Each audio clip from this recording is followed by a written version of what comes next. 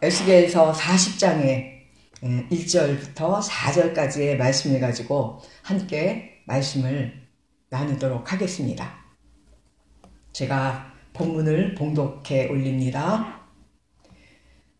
에스겔서 40장 1절로 4절입니다. 우리가 사로잡힌 지 25년이요 성이 함락된 후 14년 정월 10일 곧 그날에 여호와의 권능이 내게 임하여 나를 데리고 이스라엘 땅으로 가시되 하나님이 이상 중에 나를 데리고 그 땅에 이르러 나를 극히 높은 산 위에 내려놓으시는데 거기서 나무로 향하여 성읍 형상 같은 것이 있더라. 나를 데리시고 거기 이르시니 모양이 놋같이 빛난 사람 하나가 손에 삼줄과 청량하는 장대를 가지고 문에 서서 있더니 그 사람이 내게 이르되 인자야 내가 내게 보이는 그것을 눈으로 보고 귀로 들으며 내 마음으로 생각할지어다. 내가 이것을 내게 보이려고 이리로 데리고 왔나니 너는 본 것을 다 이스라엘 족속에게 고할지어다 하더라. 아멘.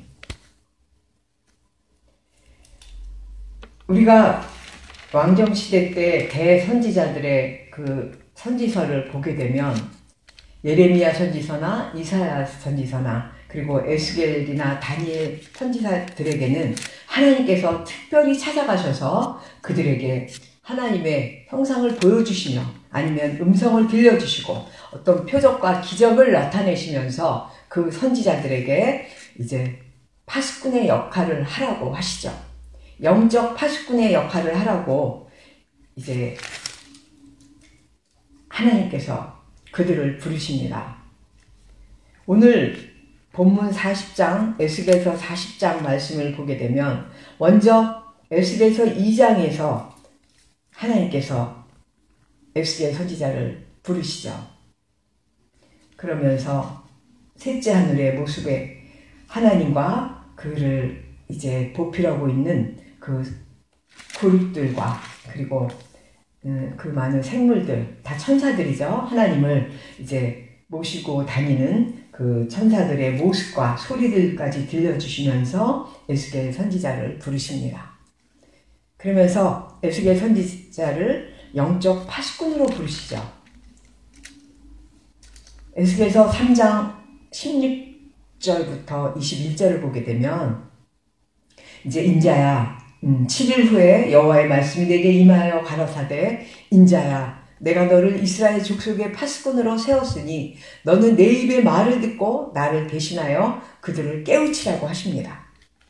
그들은 패역한 족속이고 이제 하나님께서는 그 북이스라엘과 남유다에 대해서 너무나 많은 실망감과 상실감을 가지시고 이제 그들을 더 이상 보려고 하지 않으시죠. 그래서 에스겔 선지자에게 이제 표적을 보이시며 북이스라엘은 390일 동안을 네가 회개를 하고 이제 1년 하루가 1년으로 쳤을 때 390년 동안을 나에게 죄를 졌고 남유다는 40일로 정하면서 이제 그들을 향하여서 그들이 지은 죄악들에 대해서 담당하라고 하십니다. 에스겔 선지자가 너무나 민답하게 아주 꼼짝도 못할 정도로 힘들어하고 있을 때에 이제 하나님께서는 에스겔 선지자를 벙어리로 만드셨다가 또 다시 하나님의 말씀만 전할 때 이제 혀를 풀어주시죠. 그리고는 자기의 생각이나 자기의 의는 드러내지 못하도록 벙어리를 만드십니다. 그러면서도 그 에스겔 선지자의 이마를 화석보다 굳은 금강석 같이 만드셨다고 했어요. 그러니까 그 패역한 족속들을 대응해서 그 말씀을 선포하려면 아주 강한 영적으로 무장해야 되므로 그 금강석이란 표현을 하면서 그 에스겔 선지자의 이마를 금강석같이 강하게 아주 영적 무장을 시키시면서 에스겔 선지자를 파수꾼으로 보내십니다. 그러면서 예언을 하게 하시고 또 이 땅에 임할 심판과 우상 숭배자들을 이제 살육할 것이며 또 그 예루살렘이 심판받을 것과 지도자에 대한 형벌들과 그리고 이스라엘이 어떻게 그 기근과 칼과 그런 모든 환난들을 당할 것인가 이제 하나님께서 아주 자세하게 하나님께서 아주 화를 내시죠. 질투의 불로 하나님께서 그 질투하시는 하나님으로 이제 이스라엘과 북이스라엘과 남유다에 대해서 이제 보여주십니다. 그리고 더 또 구체적으로 이제 하나님께서 에스겔 선지자를 통해서 이제 회복될 이스라엘에 대해서도 이제 보여주시는 것이죠. 그러니까 그 모든 미운 물건, 그러니까 우상 숭배하는 자를 이제 하나님께서는 너무 싫어하시는데 북이스라엘은 그 우상 숭배 자체가 그들이 그 우상들을 하나님과 같이 섬겼다는 것이죠.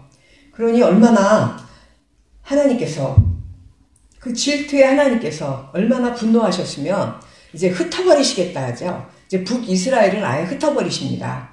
하지만 그 남유다는 그래도 다시 남은 자들에게 회복시키시겠다고 에스겔 선지자를 통해서 말씀하시죠. 그러면서 그 에스겔 선지자도 깜짝 놀랄 그 이스라엘 족속의 그 죄악들을 낱낱이 보여주시는데 그 장로 70인들이 아예 그 하나님이 아닌 다른 그 신전 앞에서 하나님처럼 그 가증하고 악한 일들을 하는 것들을 보여주시고 그리고 또 북문에 이뤄서 여호와의 전에서 북문에 앉아 그 여인들이 앉아서 단무스를 위해서 애곡하는 것들을 그런 걸 또 보여주신단 말이죠. 그 단무스가 누구죠? 니므롯의 아들 아닙니까? 세미라미스와 그 사이에서 난 단무스인데 그 세미라미스는 그 단무스가 그 니므롯이 환상했다고 하면서 그 사단의 삼위일체의 그 아들 그 예수 그리스도와 같이 예수님처럼 그 하나님의 아들이라고 칭하는 그 단무스를 믿고 있다는 것이죠. 그 단무스를 하나님의 전에서 그 여호와의 전에서 믿고 있으며 또 약 25명의 그 25인들이 하나님의 전을 등지고 얼굴을 동으로 향하여서 동방 태양에 경배하고 있다는 것이죠. 그러니까 하나님의 전 밖에서 하는 것도 하나님께서 못 보시겠는데 하나님의 전 안에서 여호와의 전 안에서 그렇게 하는 것을 보시고 하나님께서는 에스겔 선지자에게 무엇을 보여주시냐면은 내가 사육하는 기계와 또 그 하나 이렇게 머리에다 인을 칠 수 있는 그런 이제 사자들을 시켜서 그들이 하는 짓을 애곡하면서 애통해하면서 울고붓고 회개하는 자에게는 이마에 인을 치게 하셔서 그들은 살게 하시고 그리고 죄악 가운데 있는 자들은 그 살육하는 기계로 그들을 모두 살육해버리겠다라고 이제 성전 앞에 있는 늙은 자들부터 시작하겠다라고 하죠. 그 늙은 자들이 무엇이냐면 오랫동안 하나님을 믿었다고 하는 자들 그들이 먼저 하나님을 배신하고 있기에 그들부터 이제 살육하겠다고 말씀하시죠. 그 행위대로 내가 갚겠다고 하십니다. 전능하신 하나님의 그 입에서 그런 너무나 분해하시는 그런 모습으로 이제 말씀하실 때 에스겔 선지자는 어땠겠습니까? 그러면서 계속 이제 그들은 칼에 엎드러질 것이고 온욕에 엎드러질 것이고 이제 기근으로 아비가 아들을 먹고 아들이 아비를 먹는 그런 때가 될 것이라고 이제 말씀하십니다. 하지만 이제 그 남은 자들 중에서 그 모든 미운 물건과 가증한 것들 그런 것들을 모두 제하여 버리고 다시 회개하며 하나님의 규례를 쫓고 하나님의 규례를 지켜 행하게 되면 다시 내가 그들의 하나님이 될 것이라고 하면서 회복에 대한 말씀을 주시죠. 드디어 이제 남유다가 바벨론의 포로로 잡혀 들어갔을 때 에스겔 선지자를 통해서 본문의 말씀 40장부터 48장까지 말씀이 이제 새롭게 내가 너희들을 회복할 것이다 라는 그런 메시지로 에스겔 선지자에게 하나님께서 보여주시는 그런 내용입니다. 그래서 그 40장 전까지는 하나님께서 이제 이렇게 내가 너희들을 보응과 국문으로 다스릴 것이다. 그러나 이제 내가 너희들을 다시 회복시켜서 이제 새 성전을 너희에게 허락할 것이다 라고 하나님께서 에스겔 선지자를 통해서 말씀하고 계신 것이죠.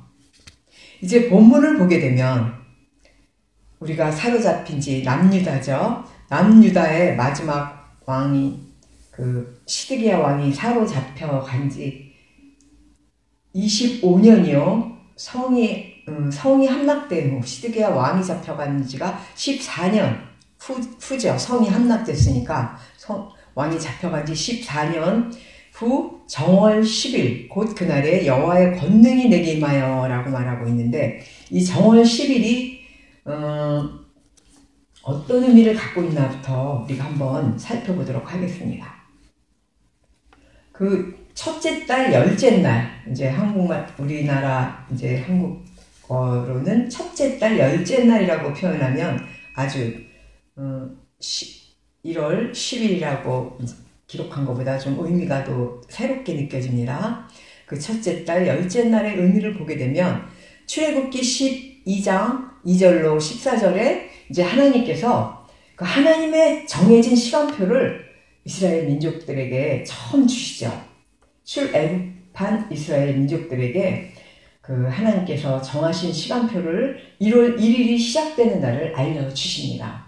지금 우리는 그 태양력, 그 달력이 태양력이잖아요. 지금 이 지구상에는 이 공중 권세를 잡고 있는 그런 권세로 인해 우리는 태양력인 지구 달력을 이제 쓰고 있죠. 공통적으로. 하지만 하나님께서는 이스라엘 민족에게 그 하나님의 정해진 시간표를 정해 주셨습니다. 출애굽 12장에서 1월 1일이 시작이 됐는데 10일 후에 그 유월절을 준비하는 그 어린 양을 잡아서 4일 동안 묶어놓는 시간이 있죠.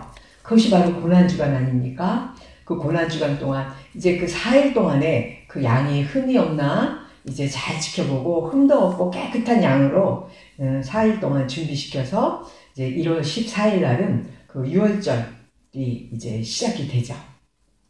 이스라엘 절기 중에서 이 유월절은 우리 다른 절기랑 상관없이 이 유월절은 십자가 사건과 연결이 되므로 우리는 이제 이 부활절의 의미를 이제 함께 나눌 때는 이 유월절에 대해서 우리는 생각해 봐야 됩니다. 그래서 이 유월절이 바로 출애굽해서 처음으로 출애굽할 때 그 양을 잡아서 밤에 문설주에 피를 바르죠. 그래서 그 밤에 일어나는 그 절기가 유월절이죠. 밤 시간에 하나님께서 그 피를 바른 그 집만 넘어가서 유월하고 넘어가고 그러지 않은 집의 첫 번째 초태생인 장자들은 모두 잡아 죽이는 그런 사건이 애굽에서 일어나는데 그러면서 이제 애굽 왕이 출애굽을 떠나가라고 이제 드디어 하면서 출애굽을 하게 되죠.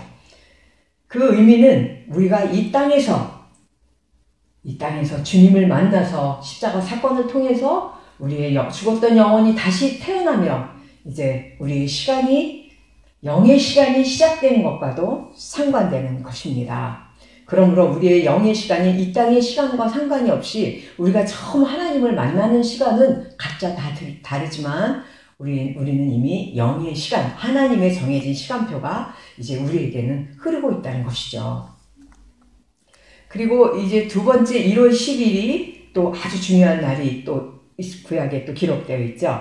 여호수아서 4장 19절을 보게 되면 출애굽해서 광야 40년을 돌던 그 이스라엘 민족이 이 요단강을 건너서 가나안 땅에 첫 발을 디딘 날이 1월 10일입니다. 그래서 모든 것이 새롭게 시작된다는 의미로 하나님께서 1월 10일을 기해서 이제 가나안 땅에 첫 발을 내디디고 6월절에 이제 할례를 시키죠. 그동안 길에서 광야 40년 동안에는 하나님께서 할례를 시키지 않았습니다.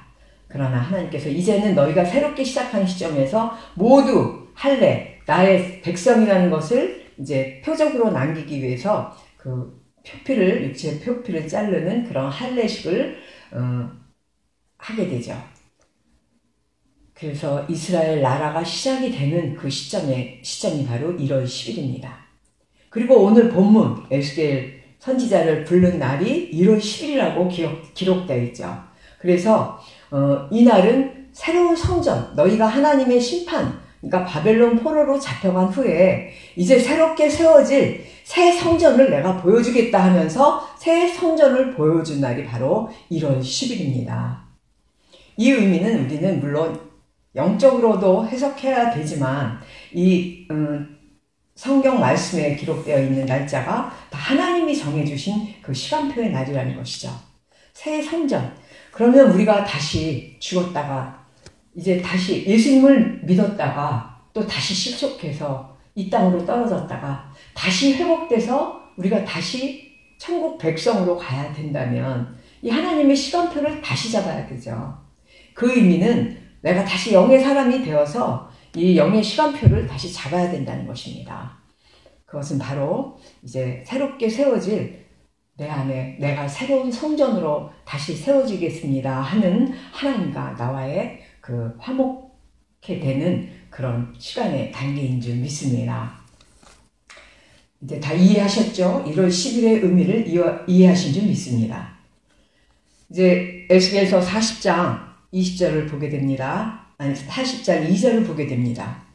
하나님의 이상 중에 나를 데리고 그 땅에 이르러 나를 극히 높은 산 위에 내려놨다고 했어요. 에스겔 선지자를 이제 데리고 하나님께서 환상으로 물론 데려왔죠. 환상으로 이제 영적으로 이제 데리고 가서 그 극히 높은 산이라고 했어요. 극히 높은 산은 뭡니까? 하나님의 성산이죠. 여호와의 성산. 하나님의 그 높은 산에 이제 데리고 가서 성과 같은 형상 같은 것이 있다라고 했어요. 그러니까 천국 안에 있는 하나님의 성전을 보여주신 것이죠. 에스겔 선지자에게 이렇게 하늘에 있는 성전을 보여주셨다는 겁니다. 그래서 이 하늘의 성전이 이렇게 있는데, 그리고 이제 에스겔 선지자를 데리고 또 거기에 이르다 보니까 녹같이 빛난 사람, 녹같이 빛난 사람이라고 되어 있는데, 노의 의미가 우리가 성막을 보게 되면 물두멍을 노수로 만들었죠. 그 노수로 만든 그 속에 물을 담아서 우리를 물로 씻어서 깨끗하게 하기 위해서 그 물두멍을 노수로 만들었는데, 그 구약에서의 노수의 의미는 하나님의 공의를 상징했다고 합니다. 하나님의 공의와 그 율법을 상징하고 있는데, 이제 하나님의 말씀을 상징할 때도 노수로 사용했기 때문에 물두멍에다 물을 담아놓은 것은 하나님의 말씀으로 깨끗하게 씻으라는 의미로 그 물두멍의 의미가 그 의미를 상징하고 있다는 것이죠. 하나님의 공의의 말씀으로 깨끗하게 씻어야만 우리는 하나님의 성전에 들어갈 수 있다는 것이죠. 그리고 여기서 또 그 다음에 거기서 나무로 향하여 그 노같이 빛난 사람 하나가 손에 삼줄과 청량하는 장대를 들고 있다 그랬죠. 삼줄은 땅을 재는 것이고 장대는 건물을 재는 것인데, 그 땅과 건물을 청량하는 그런 것들을 들고 문에 서 있다 그랬어요. 그 의미를 우리가 한번 되새겨 보도록 하겠습니다. 이제 우리가 이 하나님께서 보여주신 에스겔 선지자에게 보여주신 이 하나님의 성전은 바로 하나님의 말씀이신 예수 그리스도를 상징하고 있는 것이죠. 그래서 십자가에서 죽으시고 부활하신 우리 주 예수 그리스도, 그가 바로 하나님의 온전한 성전이신 그분만이 온전한 성전이신 줄 믿습니다. 그래서 또 그 십자가가 하나님의 의가 되며 온전한 성전이신 우리 주 예수 그리스도께서 우리를 대신해서 십자가상에서 구속의 은혜를 베푸셨기 때문에 그 십자가에 비추어서 무엇이 의고 무엇이 불의인가를 하나님께서는 우리를 판단해 보신다는 것입니다. 그래서 이 장대와 청량하는 삼줄과 장대는 결국 그 말씀이죠. 하나님의 말씀에 기초로 해서 우리를 재어보고 달아본다는 것입니다. 메네메네 데겔 우바르신, 우리를 달아보고 우리를 또 세워보고 우리가 어떤가, 우리가 의로운가, 우리가 불의한가를 이제 하나님께서 십자가에 비추어서 우리를 달아본다는 것이죠. 그러니까 결국 우리는 에스겔서에서 그 환상으로 본 에스겔 선지자가 본 그 스랍들, 그 그룹들을 보게 되면 눈이 다 달려 있죠. 눈이 다 달려 있다 그랬어요. 그러면 그 많은 천사들 사이에 그 날개며 손이며 다리며 모든 것에 다 눈이 달려 있어서 다 우리를 보고 있다는 것이죠. 우리의 모든 것들을 다 보고 계시기 때문에 우리의 생각과 모든 것들, 우리가 생각하는 거, 우리가 또 보고 있는 거, 느끼는 거, 이런 모든 것들을 다 이제 다 보고 계시다는 것이죠. 그래서 그 하나님 말씀의 잣대에도 달아보시고 또 너희가 어떻게 하는가 하는 것을 다 하나님께서 보고 계시다고 말씀하고 있습니다. 사랑하는 성도 여러분, 여러분들은 하나님의 성전이라고 믿고 있습니까? 우리가 고린도전서 3장 16장을 보게 되면 너희는 하나님의 성전이라고 했어요. 그 성전은 무엇입니까? 예수 그리스도와 연합하여서 모퉁이 돌이 되신 우리 예수님께서 서로 연합하여서 예수 그리스도가 머리가 되시고 우리가 그 몸의 지체가 되어서 우리가 예수님과 하나가 될 때만이 우리가 성전이 되는 것이 아니겠습니까? 또 고린도전서 3장 16절을 보게 되면 하나님의 성전을 더럽히는 자는 하나님께서 멀시하신다 그랬죠. 그래서 내가 성전이 됐는데 내가 하나님의 성전을 더럽히게 되고 내가 거룩하고 흠이 없게 보존해야 되는데 내가 그렇지 못하게 살고 있다면 그 많은 눈들이 나를 보고 있다는 것을 깨닫게 된다면 우리가 한 시간도 1분 1초도 우리 마음대로 살 수가 없다는 것을 깨달아야 됩니다. 우리는 하나님의 성령이 우리에게 거하심으로 하나님의 성전입니다. 그리스도의 영이 거하시고 계시기 때문에 하나님의 성전인데 우리가 젖먹이로 있으면 젖먹이 정도밖에 성전이 안 되고 우리가 밥 먹고 또 단단한 식물을 먹어서 그리스도의 장성한 분량까지 우리가 차게 되어야만 우리가 단단한 성전까지 되고 있는데 이제 젖먹이부터 단단한 식물까지 먹는 것이 무엇이겠습니까? 그것이 바로 하나님의 말씀 아니겠습니까? 하나님의 말씀도 제대로 모르면서 난 하나님의 성전이다라고 한다면 그리스도의 영께서 거하실 자리가 어디에 있겠냐는 것이죠.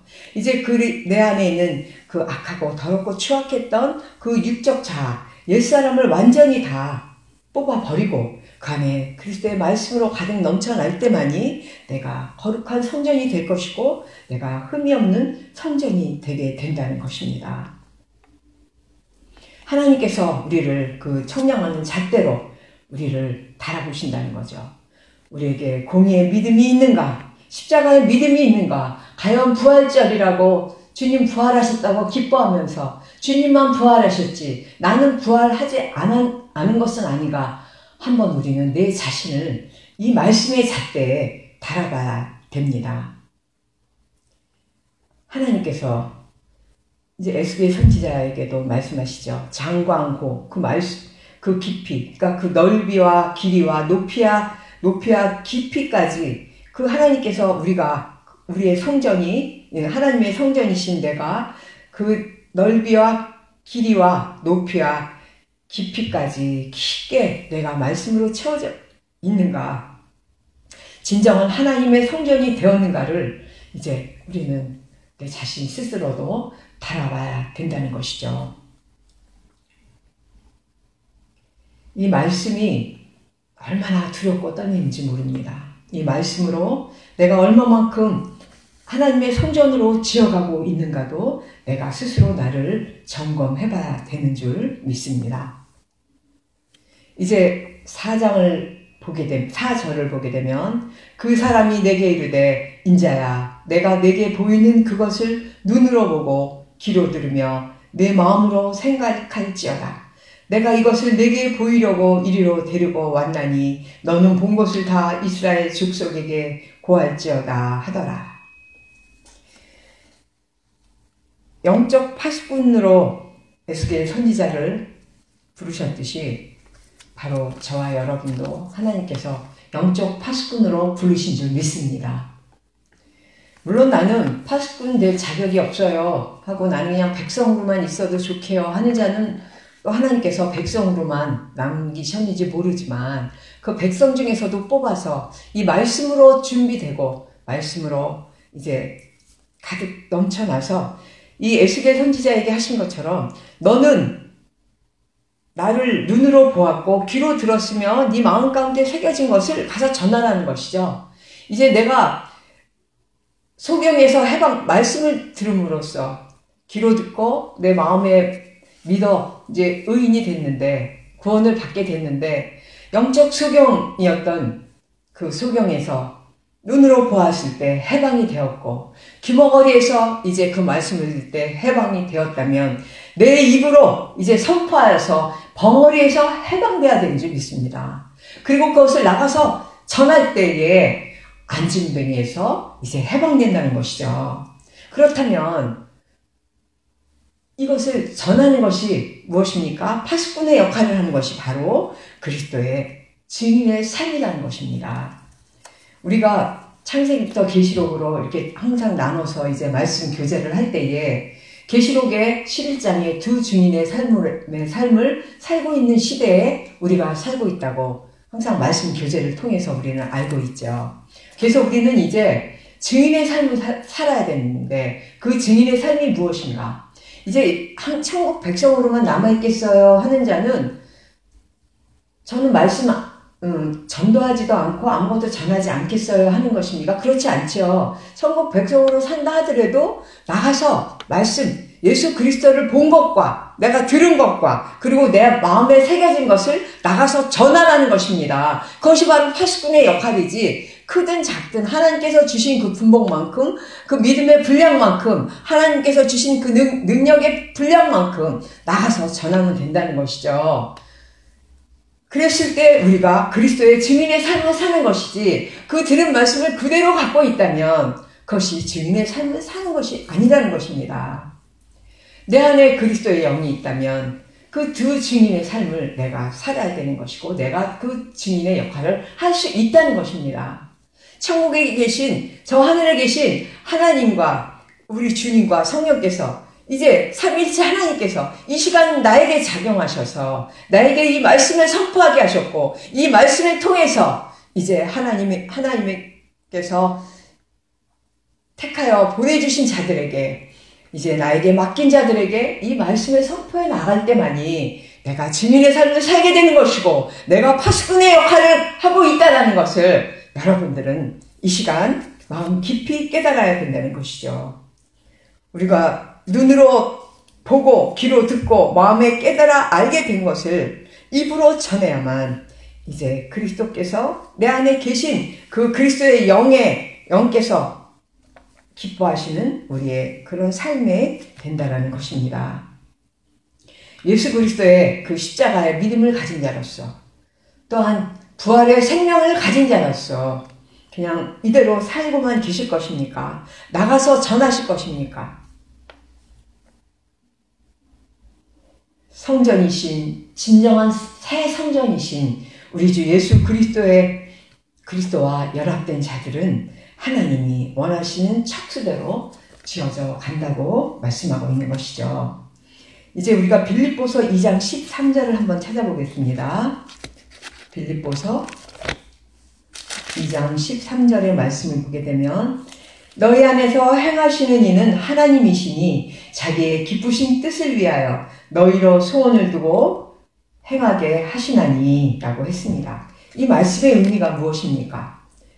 우리가 무엇을 하겠다 하고 해서 해진다는 것 하게 됩니까? 그렇지 않죠. 내 안에 계신 우리 주님께서 우리 그리스도의 영신 하나님께서 이제 그 하나님의 뜻을, 그 기쁘신 뜻을 이루시기 위해서 우리로 소원을 두고 행하게 하신다는 것입니다.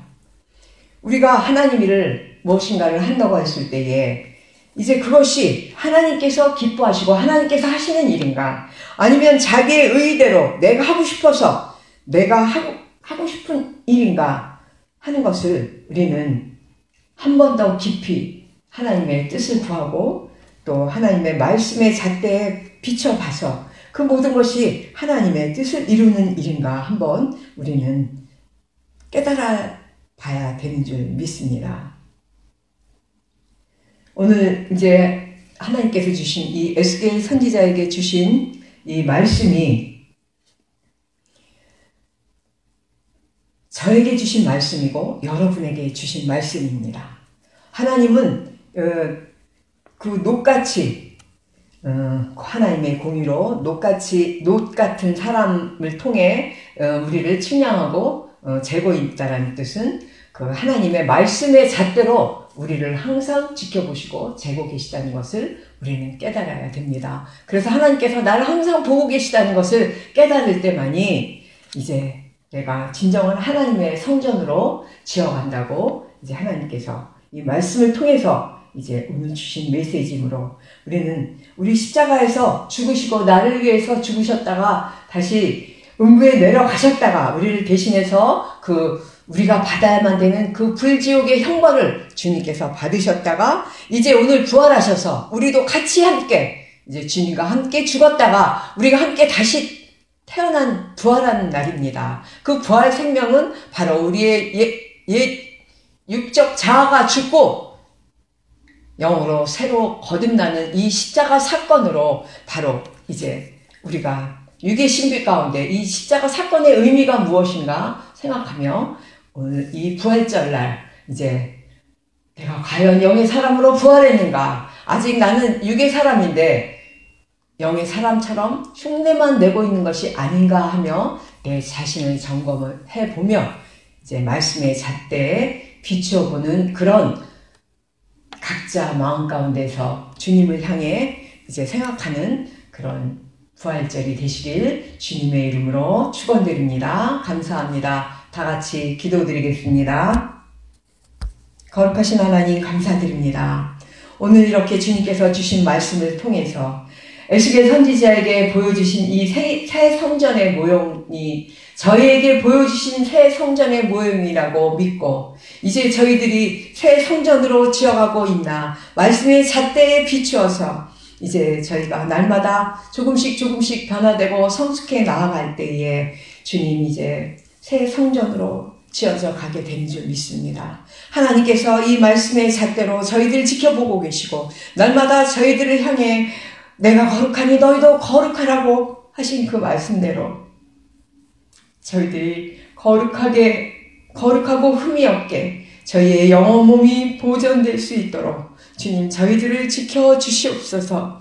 저희들 너무나 나약합니다. 너무나 부족합니다. 주님 저희들 지켜주시옵소서. 저희들 강건케 하여 주시옵소서. 부활 생명을 가지고 날마다 주님 앞으로 나아갈 수 있는 그런 주님의 깨끗한 성전들이 지어져 갈 수 있도록 주님 축복하여 주시옵소서. 감사드리오며 살아서 역사하시는 우리 주 예수 그리스도 이름 받들어 기도드렸사옵나이다. 아멘.